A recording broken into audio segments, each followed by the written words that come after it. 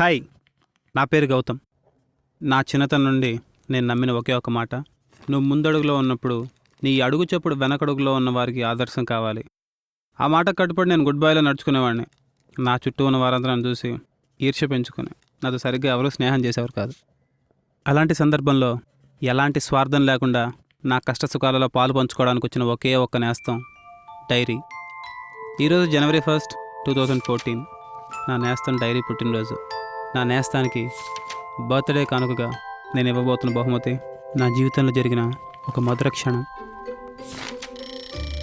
నా ప్రతిరోజు దినచర్య 4 o'clock నిద్ర లేవడం, 4 to 6 study hour, 6 to 7 daily 1 hour yoga, 7 to 7:30 coffee తాగుతూ న్యూస్ పేపర్ చదవడం, 7:30 to 8 ఫ్రెష్ అప్ అవ్వడం, 8 to 8:30 దేవుడికి పూజ చేయడం, 8:30కి టిఫిన్ చేయడం, ఆ తర్వాత కాలేజ్కి వెళ్ళడం. ఇదే నా లైఫ్ స్టైల్. నా లైఫ్ స్టైల్ వల్ల ఎక్కువగా ఇబ్బంది పడ్డ వ్యక్తి చరస్మిత. తను మా ఎదురింట్లో ఉంటుంది.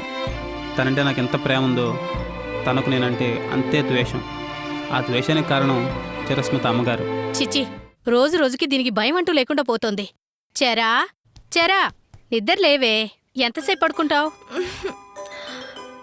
ఏంటి మమ్మీ ఇంత ఉదయాన్నే నిద్ర లేపుతున్నావు? బుద్ధుందా లేదా నీకు? టైం 10 అవుతుంటే ఇంకా ఉదయాన్నే అంటావా? ఆడపిల్ల లక్షణాలు ఒక్కటైనా ఉన్నాయా నీకు? ఆ ఎదురింటి అబ్బాయిని చూడు, ఆ గౌతమ్ని చూసి బుద్ధి తెచ్చుకోవే. ఉదయాన్నే లేచి యోగా చేస్తాడు, దేవుడికి పూజ చేయిందే టిఫిన్ కూడా చేయడు, వాళ్ళ అమ్మగారికి ఇంటి పనిలో ఎంతో హెల్ప్ చేస్తాడు. నువ్వు ఉన్నావు, కనీసం ఇటు పుల్ల తీసి అటు పెట్టావు. ఇది చెప్పడానికి నన్ను నిద్ర లేపావా? నాకు నిద్ర వస్తుంది. Good night mummy.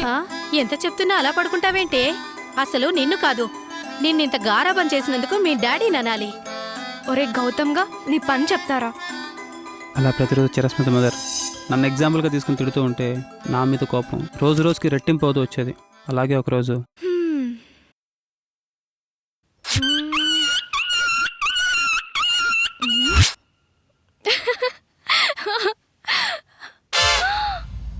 అయ్య బాబోయ్, ఈ ఎదవకి ఇలా బుక్ అయిపోయానేంటి?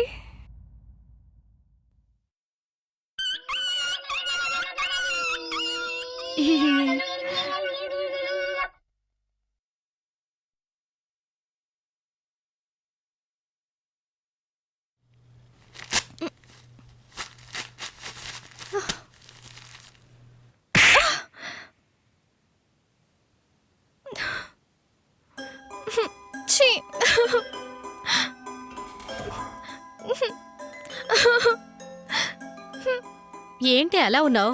ఆ చెంప మీదేంటే కొత్త టాటూనా? చూడు, నువ్వు మంచోడని గౌతమ్ నా చంప ఎలా పగలు కొట్టాడో.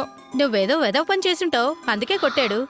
చిచ్చి, ఈ ఇంట్లోని రోజు రోజుకి నాకు శత్రువులు ఎక్కువైపోతున్నారు. దేవుడా, ఈ గౌతమ్ గడు నా లైఫ్లో స్వైన్ ఫ్లూలా అంటుకున్నాడు. వీడి వల్ల బ్రైట్గా ఉండాల్సిన నా లైఫ్ డార్క్గా మారిపోయింది. వీడిని ఎలాగైనా మా ఎదురింట్లో నుంచి సాధ్యమైనంత త్వరగా పంపించే స్వామి. నీ కొండకు కాలినడకన వచ్చి తలనీలాలిస్తాను. Please Swamy, please.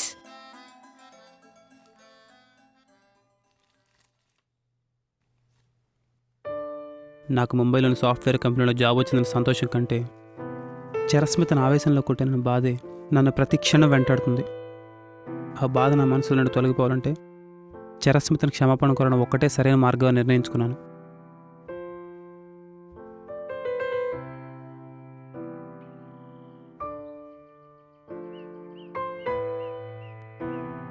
అక్క గౌతమ్ నీకు లెటర్ ఇమ్మన్నాడు. వాడా? సరే, నువ్వు వెళ్ళు.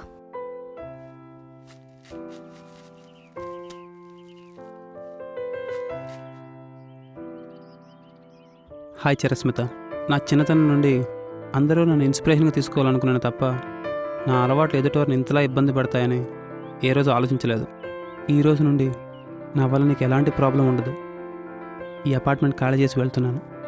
ఇంతకాలం నన్ను ఒక శత్రులాగా చూసేది తప్ప ఏ రోజు ఒక ఫ్రెండ్లా ఆదరించలేదు. కనీసం నేను వెళ్ళిపోయిన తర్వాత అయినా నువ్వు హ్యాపీగా ఉంటావని కోరుకుంటున్నాను. ఇట్లు నీ ఎనిమి గౌతమ్.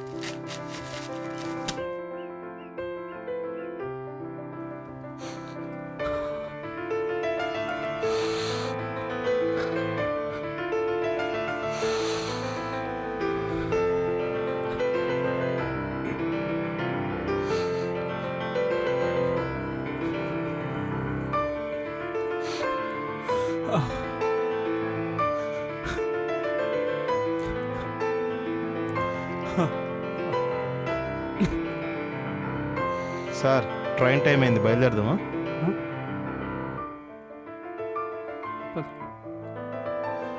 సార్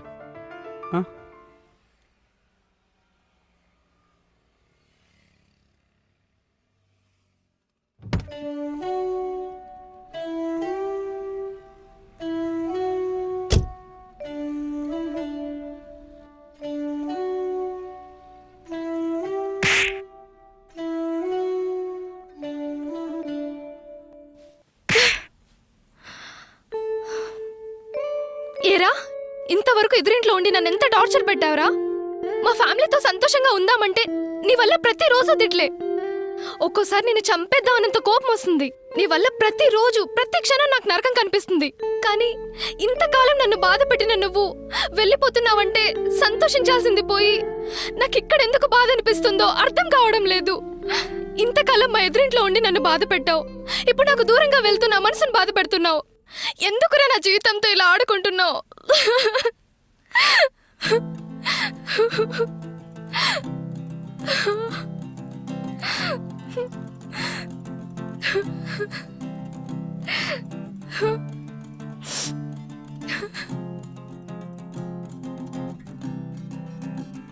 చిరస్మిత మనసులో మాట చెప్పిన ఆ క్షణం నా జీవితంలో నేను మరిచిపోలేని ఒక మధురానుభూతి. అలాంటి మధుర క్షణాన్ని నా నేస్తం డైరీకి నేనిస్తున్న బర్త్డే కానుక. Happy birthday my friend.